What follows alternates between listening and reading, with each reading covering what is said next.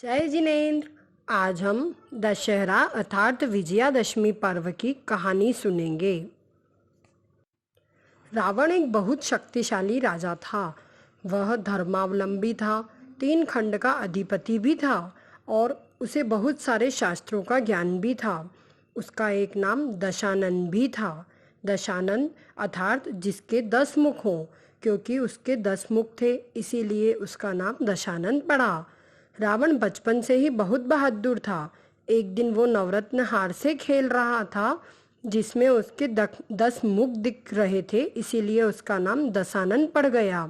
जब वो बड़े हुए तो उन्होंने सारी लड़ाइयाँ जीत ली और बहुत सारे राज्य और राजाओं को हराकर मनचाही राज्य तथा अन्य वस्तुएं जीत ली, जिसके कारण उनका घमंड बढ़ता ही चला गया। एक दिन वह जंगल में से जा रहे थे।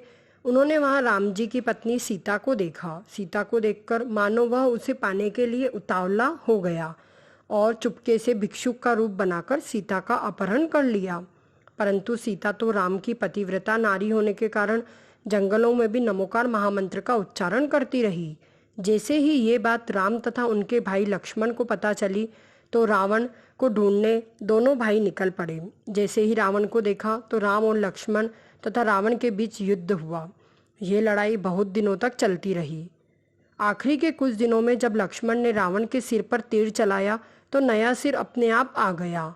ऐसा बहुत बार हुआ क्योंकि रावण के पास बहुरूपिणी विद्या थी, परंतु कोई वस्तु भी तब तक ही साथ देती है जब तक हम सत्य के साथ हों। सत्य के पथ पर हमें अग्रसर रहना चाहिए।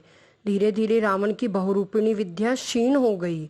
अब रावण को एक तीर लगने से शरीर क्षीण सा लगने लगा। राम, सुग्रीव, भामंडल, विभीषण, हनुमान, किसी से भी ये सुदर्शन चक्र नहीं रुक रहा था जो रावण भेज रहा था। लक्ष्मण की 3 प्रदक्षिणा देकर वह उसकी उंगली से रुक गया और उसी सुदर्शन चक्र को पुनः लक्ष्मण ने रावण की ओर चलाया, जिसके कारण छाती में लगने से रावण की मृत्यु हो गई। तो देखा ये संसार कितना विचित्र है। सर्व विद्या का ज्ञाता रावण की मौत भी उसी के चक्र से हुई। रावण मरकर तीसरे नरक में गया। अगर पता है रावण के पास जितनी विद्याएं उसने हासिल की थी उतनी एकाग्रता से वह अपनी आत्मा का ध्यान करता तो मोक्ष ही चला जाता। उसने संसार की इच्छाओं की पूर्ति के लिए साधनाएं की, इस कारण उसे नरक में जाना पड़ा। राम और लक्ष्मण की इस जीत को लोग आज भी याद करते हैं और दशहरे के दिन रावण का एक पुतला जलाते हैं। हमें दशहरे के दिन रावण का पुतला नहीं बल्कि हमारे अंदर का अहंकार, बुराई का पुतला जलाना चाहिए। रावण का एक पुतला जला देने से कोई फायदा नहीं होगा बल्कि और हिंसा ही होगी।